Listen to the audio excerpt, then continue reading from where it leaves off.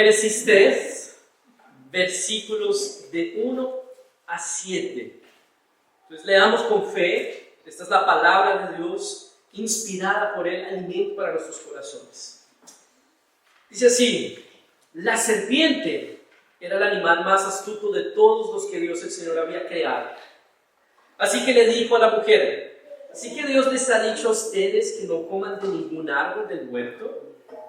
La mujer le respondió a la serpiente: podemos comer del fruto de los árboles del huerto. Pero Dios nos dijo: no coman del fruto del árbol que está en medio del huerto, ni lo toquen, de lo contrario morirán. Entonces la serpiente le dijo a la mujer: no morirán. Dios bien sabe que el día que ustedes coman de él, se les abrirán los ojos y serán como Dios, conocedores del bien y del mal. La mujer vio que el árbol era bueno para comer, apetecible a los ojos y codiciable para alcanzar la sabiduría. Tomó entonces uno de sus frutos y lo comió, y le dio a su marido que estaba con ella, y él también comió. En ese instante se les abrieron los ojos a los dos, y se dieron cuenta de que estaban desnudos. Entonces tejieron hojas de higuera y se cubrieron con ellas. Oremos una vez más. Padre Santo, gracias por este relato inspirado por ti, revelado por ti, Señor, que nos habla, Dios, de aquello que colocó en caos este mundo perfecto que creaste. Rogamos que en esta mañana seamos fortalecidos, pero también avisados y confrontados con tu palabra, Señor, para vivir y depender de ti. En el nombre de Jesús. Amén. ¿Dónde fue que todo se arruinó? Después de semejante inicio que nosotros vimos la semana pasada, perfecto, bueno, ¿cómo es que nuestra experiencia hoy en día, en este mismo mundo que fue creado perfecto y bueno, ahora es un mundo lleno de tragedias y catástrofes?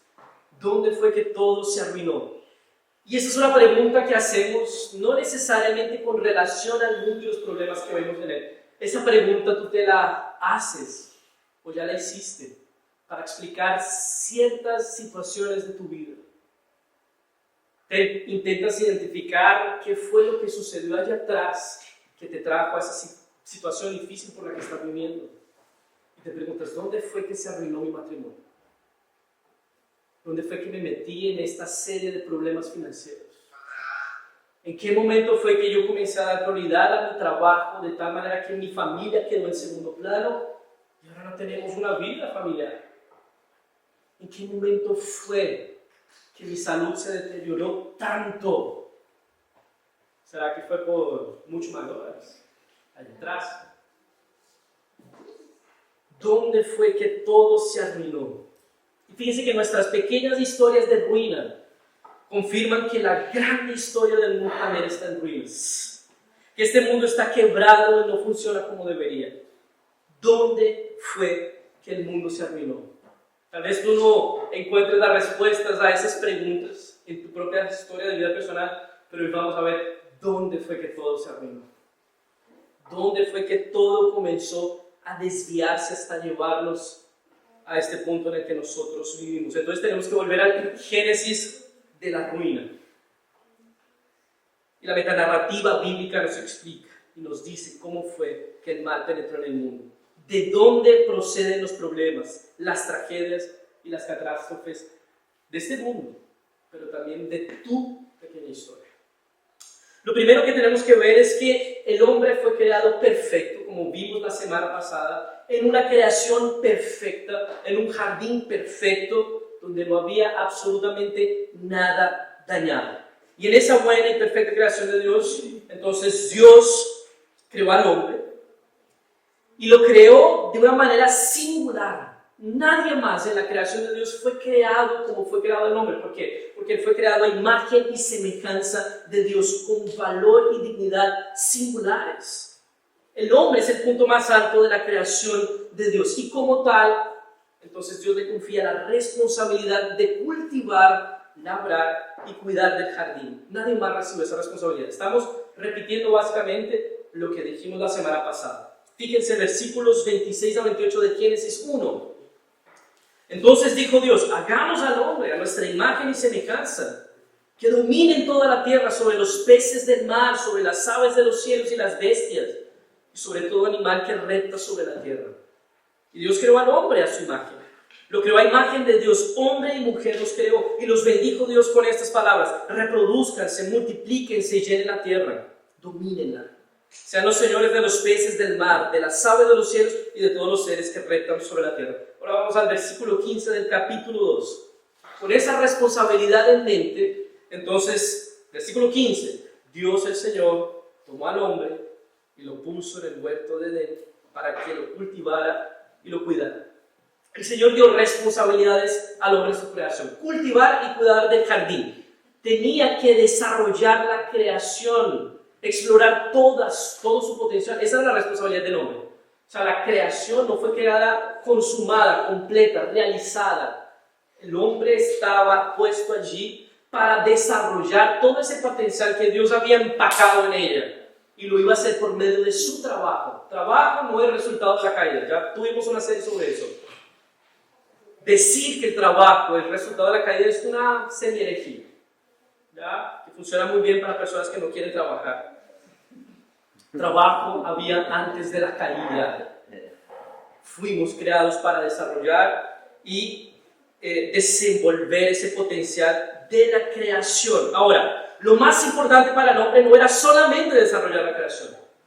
Lo más importante era que lo hiciera en dependencia de Dios, amándolo, obedeciendo a su palabra y deleitándose en su comunión.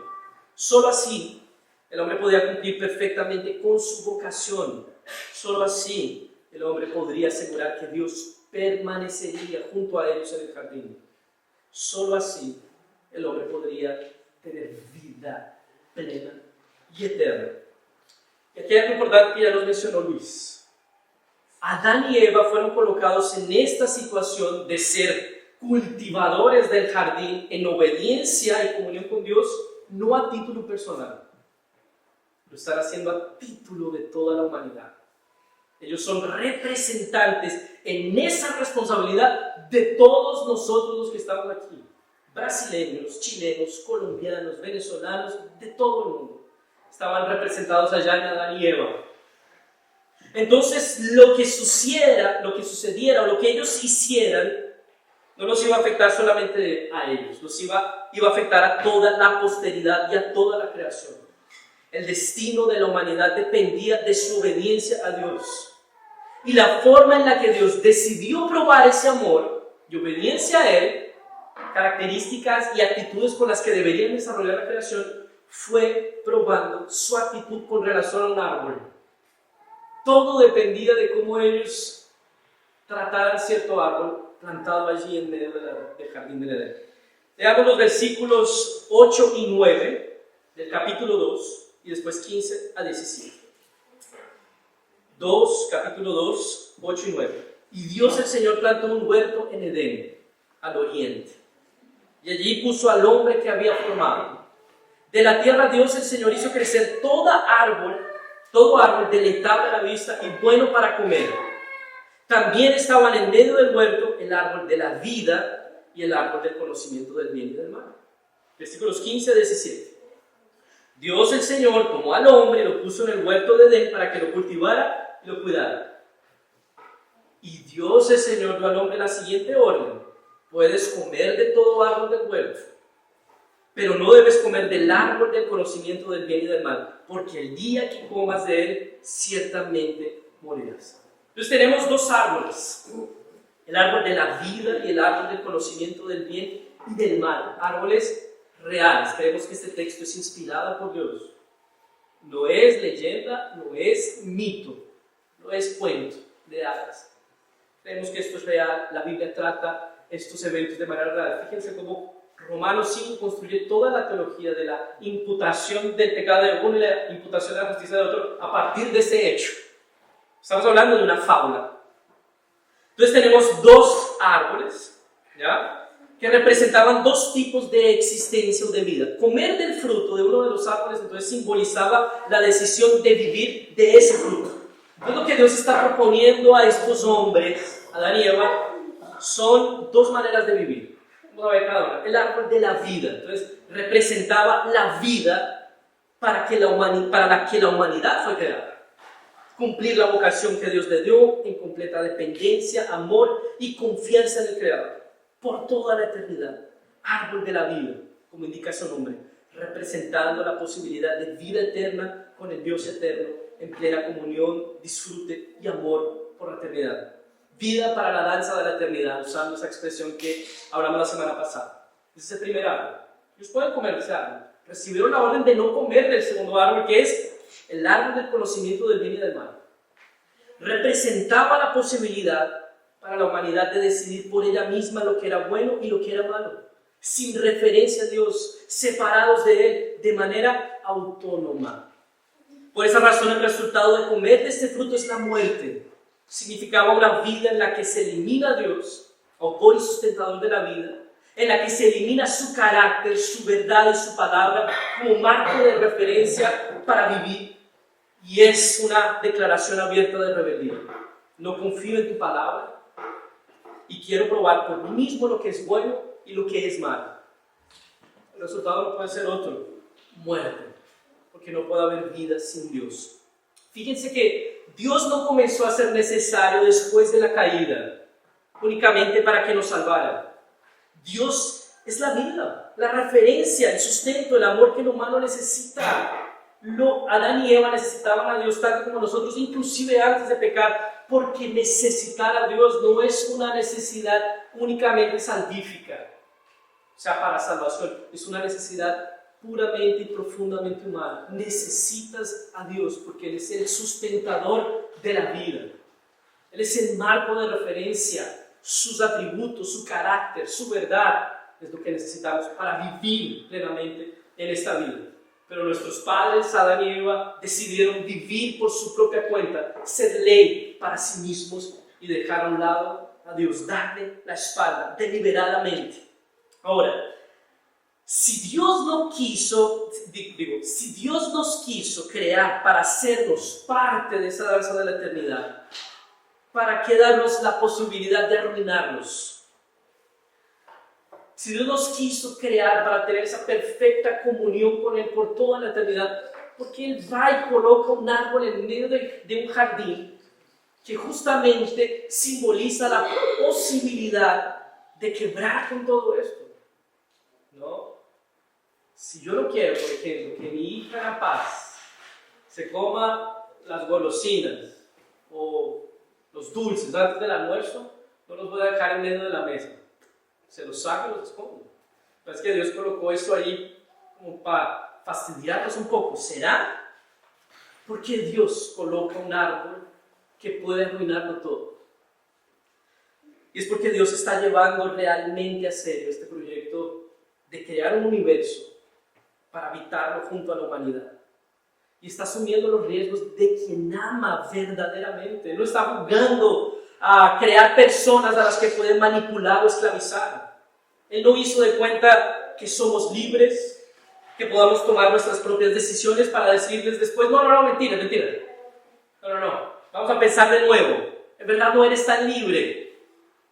No, Él realmente hizo personas a su imagen y semejanza, libres para amar, para obedecer, para tomar sus decisiones así como Él. Y para tener la libertad de amar y obedecer, es necesaria la posibilidad de no amar y no obedecer. ¿Por qué? Porque amor y obediencia son actos voluntarios. Si somos programados para amar, seríamos puros robots. Si somos forzados a obedecer, seríamos esclavos. Pero Dios no creó ni robots ni esclavos. Creó personas a su imagen y semejanza, libres, con decisión propia y con voluntad. Entonces Dios asumió los riesgos de quien ama verdaderamente. Y fue así que Él decidió probar el amor y la dependencia del hombre por Él, colocando un árbol en medio del jardín. Y con ese árbol también el Señor les está recordando a ellos que necesitan confiar, obedecer y depender de su Creador. Ese árbol les está recordando a Adán y Eva cuando lo miran. Nosotros aquí somos inquilinos. El verdadero dueño es el creador.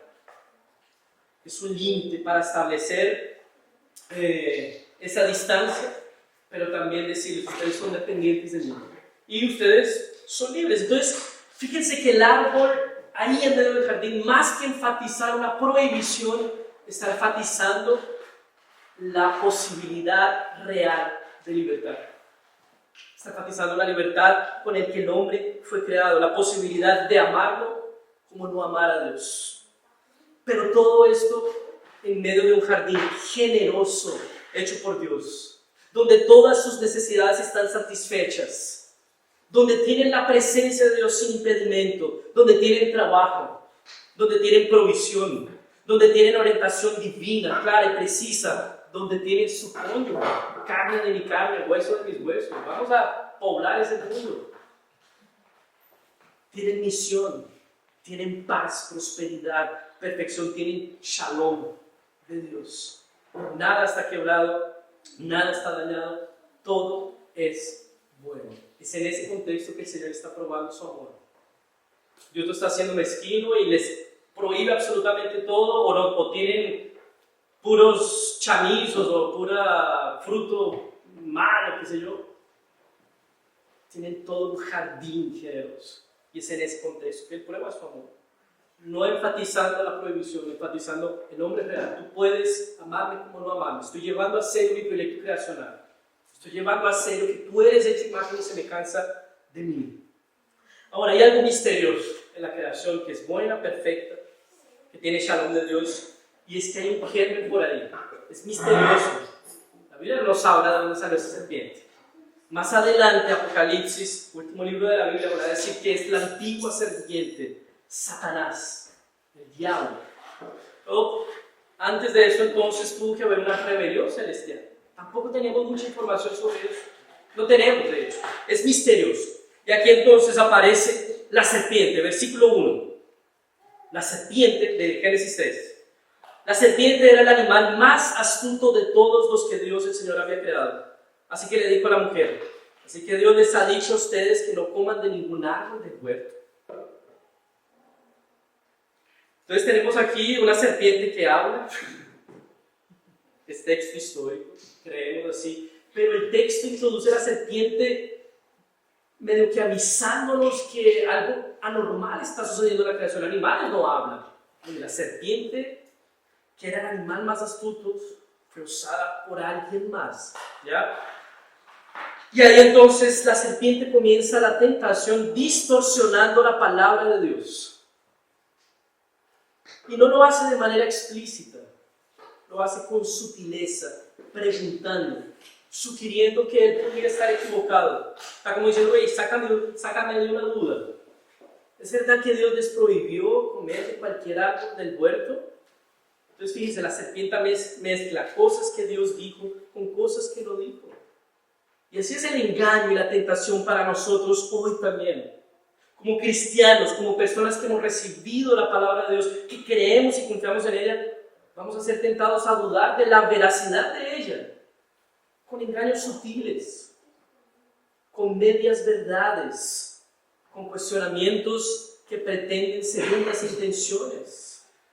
Y ese engaño sutil es mucho más peligroso que el engaño obvio. ¿Qué es un engaño obvio? Nuestros jóvenes o nosotros como cristianos, si escuchamos, no sé, el ateísmo de Richard Dawkins, eso es un engaño obvio. Somos polvo cósmico, no pasamos de un accidente en un universo desperdiciado, producto de billones de años. Es difícil de creer para un cristiano bíblico. Pero el engaño es peligroso cuando comenzamos a hacer preguntas. ¿Será que Dios sí es todopoderoso para hacer un universo? ¿Será que Dios sí es soberano? Esas preguntas con segundas intenciones. ¿Será que Jesús realmente resucitó? ¿Será que la Biblia sí es inspirada por Dios o no pasa de un relato meramente humano? ¿No será que el cristianismo es una metanarrativa más entre otras?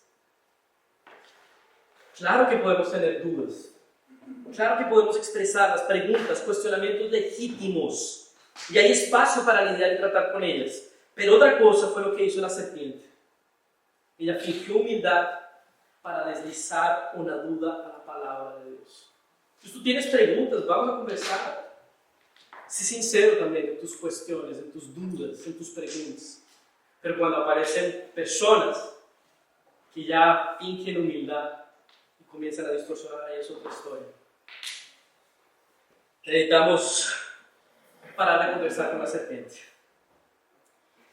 Entonces, habiendo instalado la duda, Eva cayó en el juego de la serpiente, porque también distorsionó, aunque sea un poco, la palabra de lo que Dios había dicho. Fíjense, versículo 2. La mujer le respondió a la serpiente: podemos comer del fruto de los árboles del huerto, pero Dios nos dijo: no coman del fruto del árbol que está en medio del huerto, ni lo toquen, de lo contrario morirán.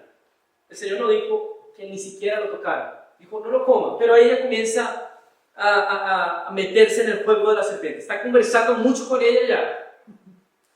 Y a partir de ahí entonces es evidente que la conversación, que debería haber sido cortada, confrontada con la palabra de Dios, no fue así que Dios dijo no, fuera, qué sé yo.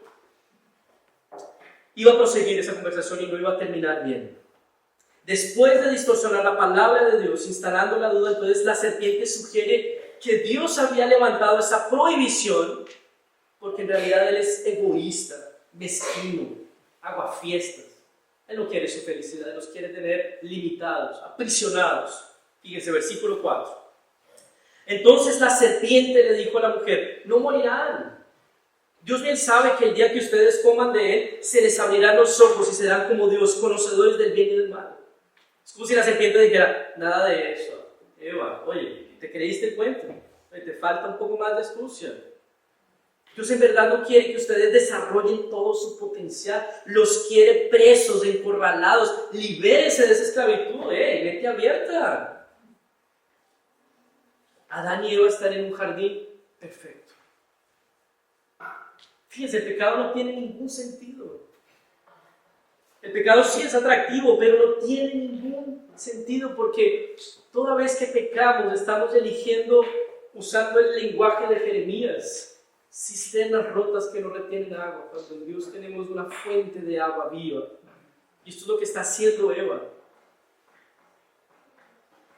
Y fíjense que el engaño de Satanás sigue siendo el mismo y nos hace pensar que la ley de Dios, su palabra, su instrucción, aquello que Dios definió como bueno, agradable y perfecto, es en verdad una forma de hacernos infelices.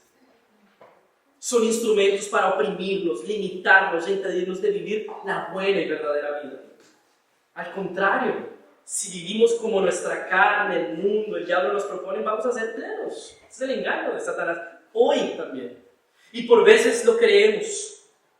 Hoy no vivimos como en el Edén, pero el engaño del pecado sigue siendo el mismo: cambiar la verdadera libertad y plenitud por la culpa y la esclavitud. Ella en verdad no estaba siendo libre, Eva estaba sujetándose a lo que la serpiente le estaba proponiendo. No estaba haciendo nada revolucionario, estaba siguiendo lo que otra persona le estaba diciendo. ¿Ya vieron cómo hoy en día muchos jóvenes son antisistemas revolucionarios, pero parecen en serie, son todos iguales? De revolucionarios no tienen nada, creo yo. Y ahí entonces comenzamos a abrigar en nuestro corazón la idea de que nuestra propia ley sí nos dará satisfacción, que establecer nuestros propios sentidos y significados sí nos dará plenitud, que ser autónomos nos realizará. Nada más alejado de la realidad. Estamos pretendiendo elevarnos, pero en verdad estamos cavando nuestra propia tumba. ¿Dónde fue que todo se arruinó? Estamos llegando a ese momento. A partir de ahí, Eva llega al punto de no retorno. Va a morder el anzuelo. Sus ojos se abren, se encanta con la idea de adquirir una nueva sabiduría y va por el fruto. Fíjense, versículo 6. La mujer vio que el árbol era bueno para comer, apetecible a los ojos y codiciable para alcanzar la sabiduría. Tomó entonces uno de sus frutos y lo comió. Y le dio a su marido que estaba con ella y él también comió. Aquí fue donde todo se arruinó. Eva no reprende a la serpiente, no la refuta con la palabra de Dios, todo lo contrario. Comienza a imaginar los beneficios ofrecidos por la serpiente. Comienza a ceder a lo que ve en sus ojos. Comienza a considerar la supuesta sabiduría que obtendrá. comienza a fantasear con una vida autónoma, alejada de Dios. Y no es diferente con nosotros hoy. Nosotros sabemos que determinadas situaciones, hábitos, circunstancias son pecaminosas, que pueden terminar mal. Pero ahí estamos imaginando, fantaseando, cómo sería la vida con un poco de aquello que nos es prohibido. ¿Cómo sería una vida sin tener que venir a la iglesia, libre, sin esa esclavitud de la religión? ¿Cómo sería la vida con ese dinero más que podría tomar en el trabajo? ¿Cómo sería salir con esa colega de trabajo siendo yo un hombre casado? ¿Cómo sería salir con ese colega de trabajo siendo yo una mujer casada? ¿Cómo sería quedarse mañana sin ir a la iglesia? Estoy cansado y esto sigue aumentando, sigue aumentando. Y nos quedamos conversando con la serpiente, permitiendo que siga abriendo espacio en nuestro corazón hasta que llegamos al punto de no retorno. Mis hermanos, así es que comienzan las infidelidades, así es que comienzan las corrupciones y robos en el trabajo, así es que comienzan las malas decisiones en tu vida, así es que comienza una vida espiritual enferma. Y después estamos sufriendo y decimos, ¿dónde fue que todo se arruinó? Te quedaste hablando más de la cuenta con la serpiente, cuando tenías que haber arrepentido con la palabra de Dios. El pecado entró en el mundo cuando la humanidad dudó del carácter de Dios, cuando permitió la distorsión de su palabra y se rebeló contra su voluntad, pensando que podría ser Dios. Podemos decir, oye, fue solo un fruto, una mordidita. El teólogo E.J. Young dice lo siguiente: al comer el fruto, Eva abandonó la fe. Dejó de lado la palabra de Dios, aceptó la mentira, se sujetó al diablo, transgredió el mandamiento de Dios, abandonó la verdad por la mentira. Todo eso sucedió cuando Adán y Eva tomaron el fruto. Este es el momento que explica el abismo brutal que hay entre Génesis 1 y 2 y nuestra experiencia hoy. Muerte, sufrimiento y catástrofe. Allá comenzó. Todo lo que originó las transgresiones, males y tragedias que suceden en el mundo surgieron de esa incredulidad, de permitir esa conversación diabólica con la serpiente. Fuimos separados de nuestro buen comienzo y desconectados de nuestro buen final.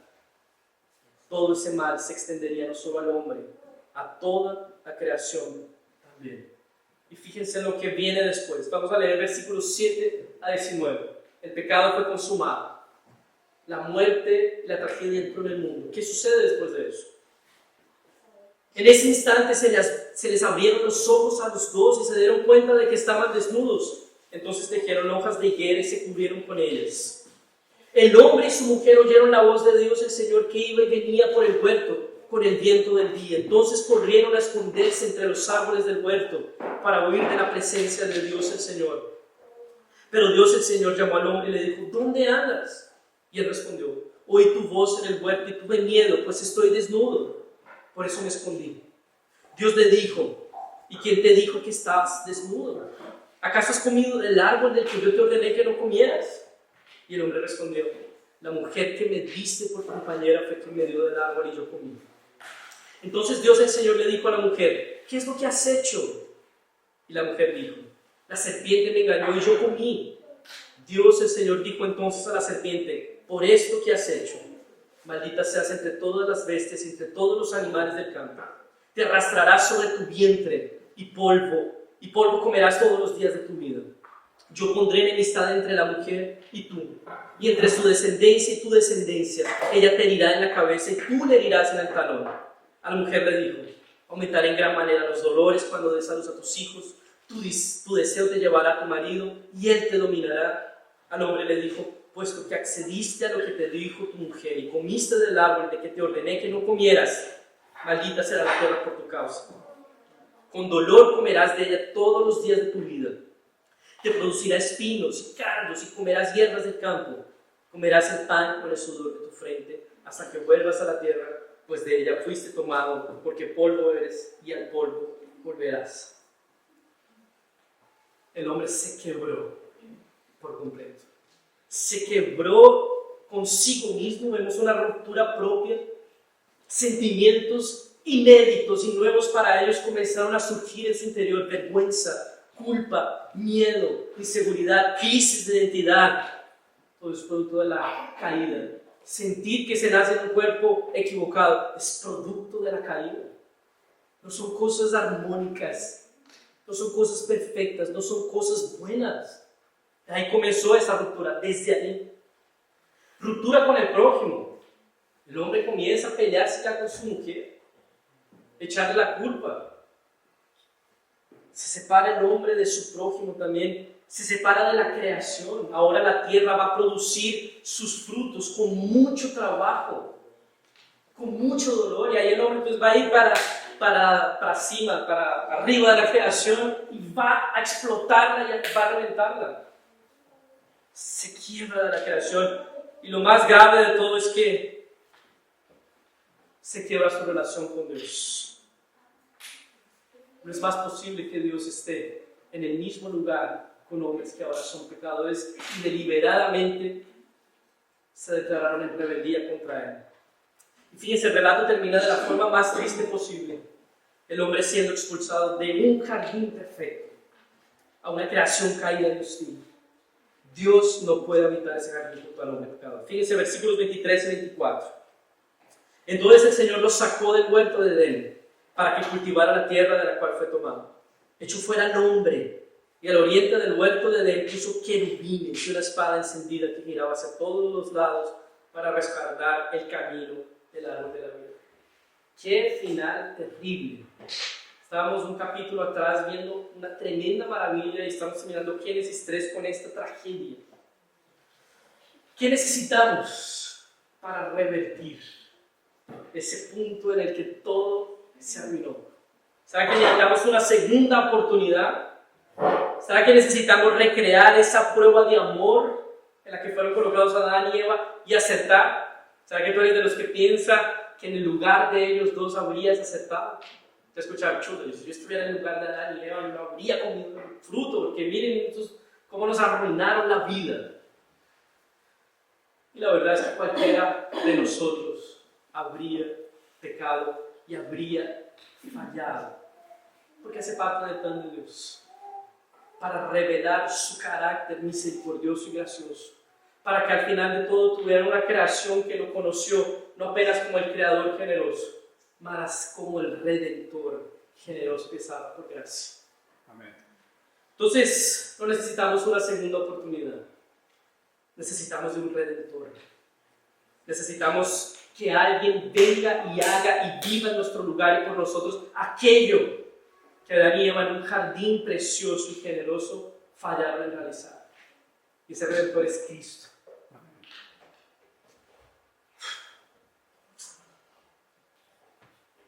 Que en un desierto, sin nada de lo que Adán y Eva tuvieron, vivió perfectamente.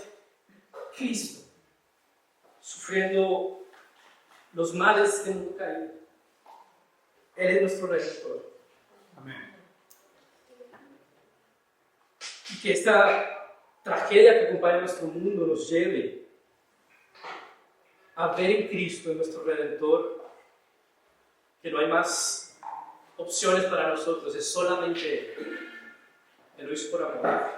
Él asumió los riesgos de quien ama verdaderamente y resolvió de la manera más costosa posible nuestra redención y nuestra reparación. Oremos. Oremos.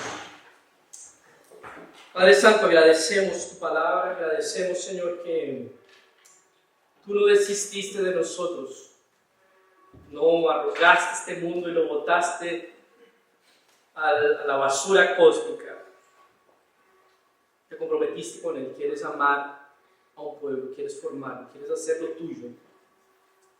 Te agradecemos, Señor, que tú lo hiciste, que lo sigues haciendo, que nosotros, por pura gracia y misericordia, no porque somos o seamos brillantes y decentes, nos estás preparando y nos metiste en esa historia de redención. No hay méritos en nosotros, pero nos metiste en esa historia de redención, Señor. Gracias por eso. Ayúdanos a entender la una bendición que eso significa, Señor.